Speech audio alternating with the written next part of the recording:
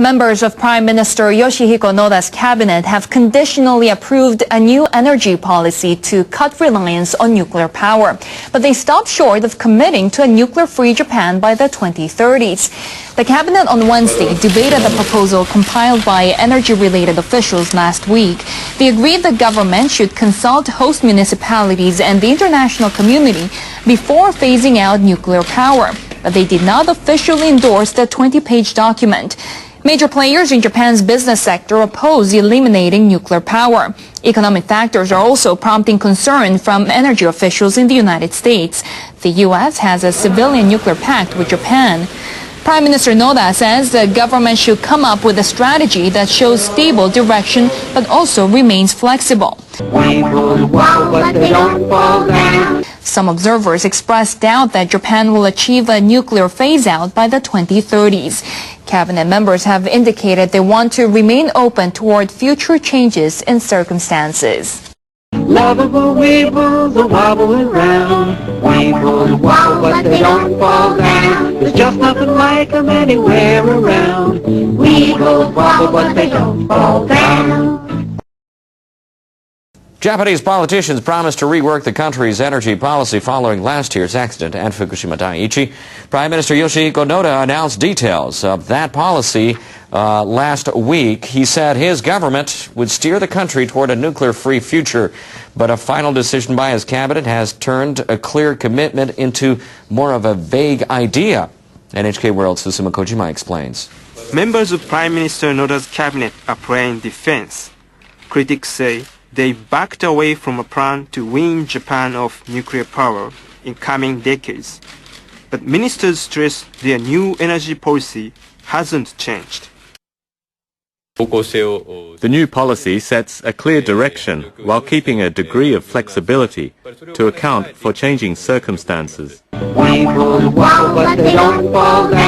The government remains faithful to the proposal worked out last week.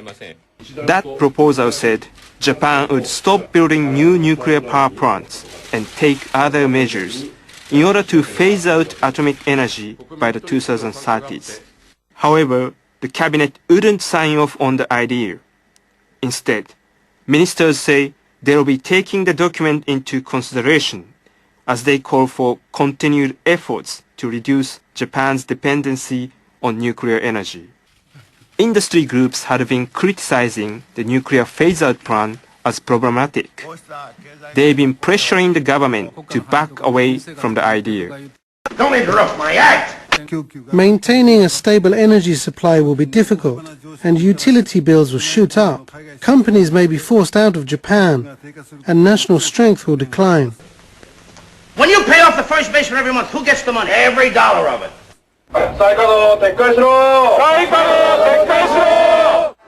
The government's failure to adopt a decisive energy policy has angered people who have been calling for a nuclear-free society. They say they'll aim for zero nuclear dependency, but now we cannot help but suspect that's a token gesture. Prime Minister Yoshihiko Noda says the government needs to retain flexibility while aiming to phase out nuclear power. But Wednesday's decision only paints a more uncertain picture of the future of Japan's energy policy. Yes, now, on the St. Louis team, we have who's on first, what's on second, I don't know's on third. That's what I want to find out. I want you to tell me the names of the fellas on the St. Louis team. I'm telling you, who's on first, what's on second, I don't know's on third. Do you know the fellas' names? Yes. Well, then who's playing first? Yes. I mean the fellow's name on first base. Who? The fellow playing first base for St. Louis. Who? The guy on first base. Who is on first? Prime Minister Noda has appointed Shunichi Tanaka as chairman of Japan's new Nuclear Regulation Authority. The authority replaces the defunct Nuclear Safety Agency, which dealt with the Fukushima Daiichi accident.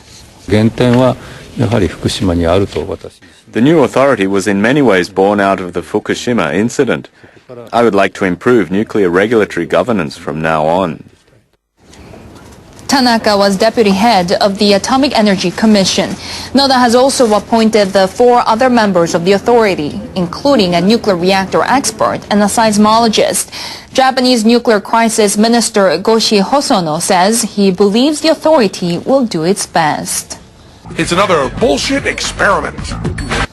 The safe regulation of nuclear power has been shattered to pieces, but I believe the authority will carry out its mission to rebuild trust and safety.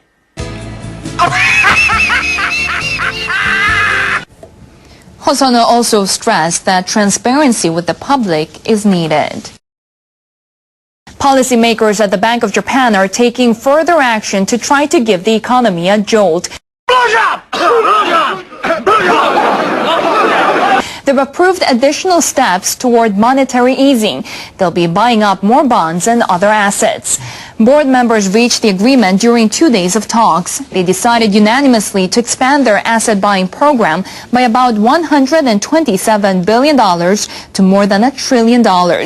And board members decided to extend the term of purchase for government bonds and other assets by 6 months to December next year. They flagged a high degree of economic uncertainty abroad. They're concerned about European debt, a slowdown in the Chinese economy, and the bumpy U.S. recovery. BOJ board members downgraded their assessment of the Japanese economy. They say weaker domestic production and exports have put a pause on the pickup in activity. At a news conference that followed the meeting, Bank of Japan Governor Masaaki Shirakawa stated that immediate action was needed to keep the economy going.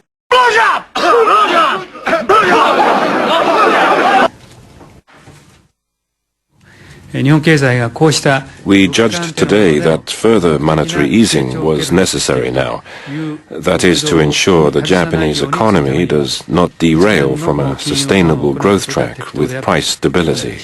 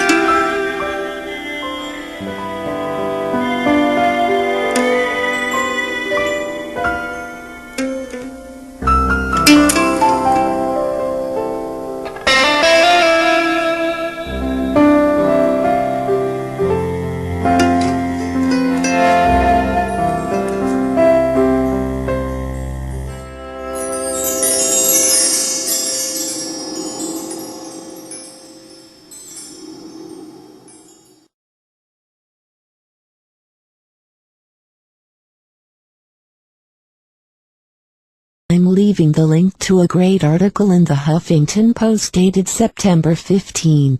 2012. The title of the article is Flood Threat to Nuclear Plants Covered Up by Regulators. NRC whistleblower claims in a letter submitted Friday afternoon to internal investigators at the Nuclear Regulatory Commission. A whistleblower engineer within the agency accused regulators of deliberately covering up information relating to the vulnerability of U.S. nuclear power facilities that sit downstream from large dams and reservoirs. The letter also accuses the agency of failing to act to correct these vulnerabilities despite being aware of the risks for years. You can read the full article by clicking the link in the description box below.